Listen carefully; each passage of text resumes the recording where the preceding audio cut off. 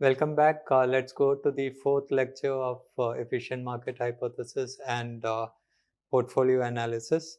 So this again is a lecture which talks about efficient market hypothesis as the third part of it. So these are some of the topics which we would be discussing.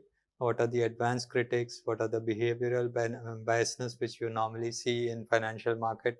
What is the regulatory framework and effect of efficient market hypothesis? A real world case study which is available. Then you talk about the technology which is available where you're using algorithm and high frequency trading which is available. The different market crashes, institutional investors, what is their role and how FMS, FMH, EMH is going to have the future in picture. So the advanced critics of efficient market hypothesis uh, says that if you have complex financial instruments, this may not be fully reflected in efficient markets. So the complex financial instruments are talking about derivatives or any other financial innovations which is likely to happen. Okay, so derivatives is a financial innovation which has already happened, which you have named it as derivative. There could be some future innovative changes which is likely to happen, which you call it as financial innovations, which is coming up in future. So sometimes the prices of stocks may not be a reflection of these changes which is happening in the financial market. So that's one of the challenge. The next challenge is the microstructure of market. So when I'm talking about microstructure of market, it talks about how fast I can purchase a particular share and how fast I can sell a particular share. So it's very simple. Your bid and ask process. The time you click it, there could be individuals who is ready to accept uh, that particular stock at that particular price. You get cash immediately, and there is a lot of transaction cost which is involved in it. So sometimes this may not be a real reflection of the information flow. So this is because of the time duration which is actually taking place. It's considered to be so stringent in terms of time. So when I'm talking about bid and ask, it's fraction of seconds which actually matters. So information flow may take a little bit more time than the microsecond which we are talking about, so may not be a reflection of it.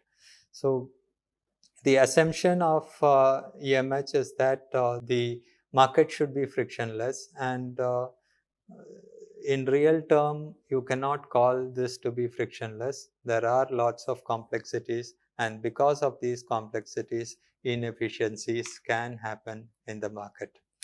Because of behavioral biasness in the financial market, overconfidence, your past experience might tell you that you are going to make a profit because of taking such a decision. In the actual situation, that may not be the outcome. So this is another important aspect that your prediction may go wrong. Another important aspect which you call is anchoring. Uh, Anchoring here says that you actually determine the price beforehand, and there could be some new information which has come into the market, and the market will start getting adjusted. The price would start adjusting to the new data which is available. So your predetermining nature may not actually work in the actual market. So that is another thing. Third is the risk of loss or fear for loss is another important aspect. So loss aversion is behavioral aspect, and this can also be a contradiction to efficient market hypothesis. Okay, so the investors learning over here is that psychological factors can have an influence on the prices, and this may not be true when I'm talking about the fundamentals of a particular company in which I have invested my money. The regulations which has happened in the market scenario based on efficient market hypothesis is that insider information is not a legal aspect as per law. So that's the reason why it is told that these individuals who has information about the companies from within will not participate in the market, so that they do not take undue advantage or unfair advantage of the information which is available to them separately. Of late, you might have come across lots of examples in Indian market in which there could be certain investors who have taken unfair advantage because of information, inside information being available to those individuals. Next important regulation is regarding the disclosure requirement. So there is a mandatory requirement that all material information has to be disclosed to the public. So what do you mean by material information? Anything which can have an influence on the prices of stock should be disclosed to the public. So disclosing it in the annual report is an important aspect, and once it is disclosed, then investors can take a decision based on these aspects. Third is short selling restrictions. So short selling, what do you mean by short selling? I am selling a share which I'm not actually holding, right? So I'm saying that I'm ready to sell a share at 200 rupees on 30th of October. Okay, and today is 26th October. So let us assume that, and this 200 shares I'm not holding, right? I'm not having 200 share, but I have agreed into an agreement that I'll give you 200 shares on 30th October at a price of 100 rupees. Now, on 28th of October, let us assume the price of the stock becomes 80 rupees. So what I do is I'm going to purchase it at 80 rupees and sell it at 100 rupees, 200 shares at 100 rupees, and this will be the margin which I would be getting. So this is what you mean by short selling. And uh, in the recent past, you might have heard about the Hindenburg report and other things, where you might have been told that Hindenburg is involved in short selling. So this is how they take advantage of the market, where they know that any information which is likely to come out because of their activities will have an impact on the prices of share. They try to take advantage of it, buy it at a lower price and sell it at a higher price. That's what you mean by short selling restrictions. And because of these such activities happening in the market, there have been regulatory framework which says that short selling should be restricted in the market. So one important thing you should understand is over-regulation should not be there. It should be realistic in nature, and over-regulation will bring about inefficiencies in the market. There is a company called GameStop Short Squeeze. So GameStop Short Squeeze in January 2021 saw a retail investor was actually driving the prices up, something like what you have seen in during Harshad Mehta time, or Ketan Parikh.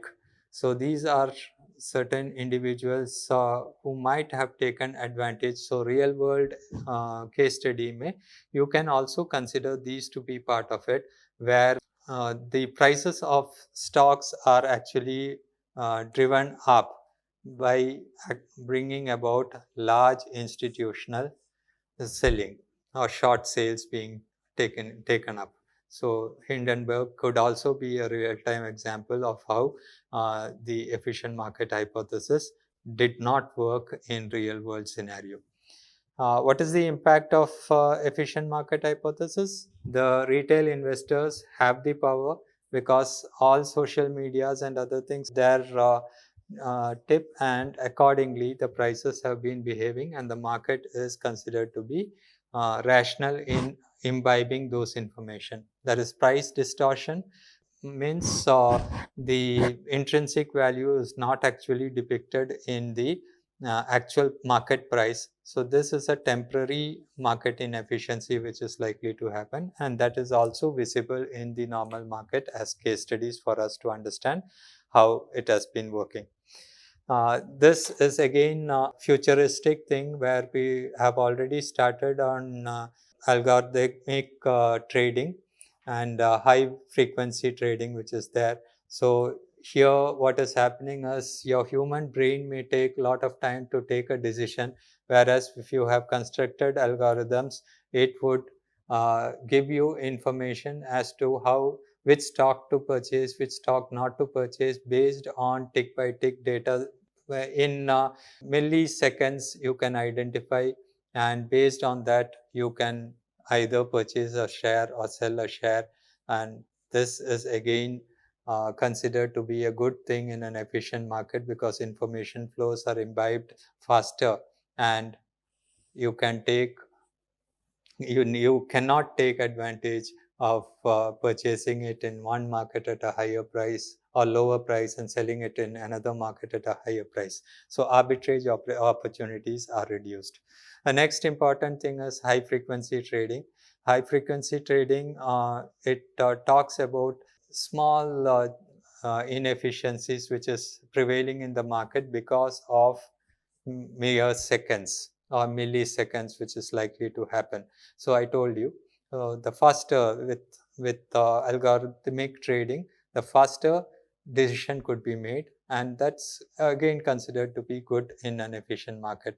What are the challenges? There are flash crashes. So inability or instability in the market is normally seen because of these things which is introduced into the market, and sometimes the public may panic because of non-availability of these informations with them.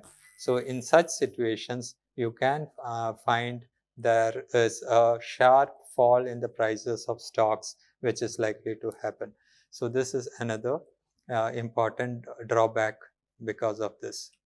So in efficient market, it actually adjusts quickly because market responds to the information faster.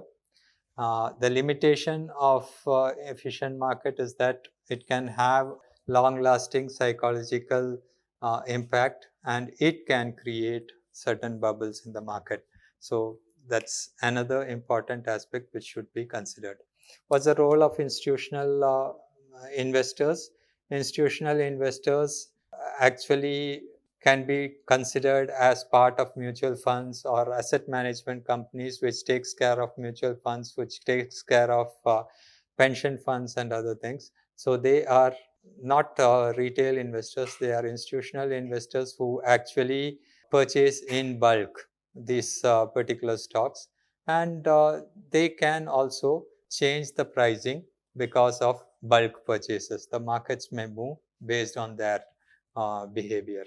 You have active and passive strategies, which we have already discussed, and which is also part of the institutional investments which can happen. If it is mutual fund or the pension funds, you may have to adopt these strategies depending upon the maturity of these funds. So inefficiencies can happen because of institutional investors playing a role. What's the future of efficient market hypothesis? Decentralized finance. So with the evolution of blockchain and cryptocurrency, so these are virtual things which is happening in the market, and this is all dependent on algorithm, and this can have an impact on the overall efficiency, market efficiency of traditional market. So that's one important thing. Next is artificial intelligence, again algorithm is a part of artificial intelligence where machine learning is being done. So you are making the machine to learn based on past records how the market has behaved, and uh, the machine would tell you which is the best time to invest and which is the best time to come out of the market. So the prediction of market prices is possible, and this would be against the random walk theory. So that's a challenge which we have. So probably after some time you will find that the random walk theory doesn't work in such situations. Then you have sustainable and ESG investing.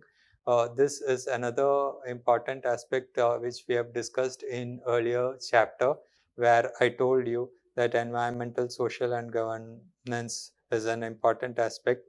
And based on these aspects, the rating of companies have started, and these informations sometimes are not easily available to the investors, and because of this reason the market can become inefficient because this is not reflected in the prices of stocks. But in near future, since steps have been taken, you will find that these gets incorporated and the market start behaving efficiently. What is the changing landscape in the efficient market hypothesis? So in the changing landscape is all about the new technology, regulatory developments, and behavioral finance as part of the whole show.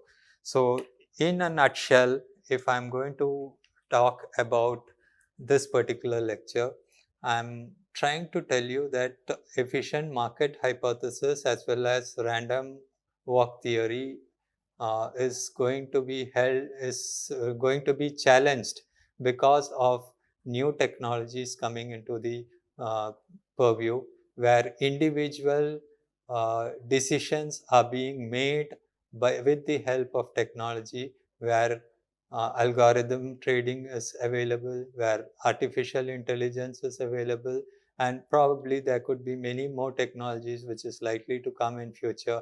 And it says that this could be a challenge for random walk, but efficient market will in the long run imbibe all these changes which is happening, and the prices would be a reflection of the true information which is flowing into the market, be it in milliseconds or be it uh, in hours to come. So long term decision, no problem. Short term decision, surely there could be some hindrances, but technology will try to avoid these problems, and the market will become more efficient in times to come. Thank you.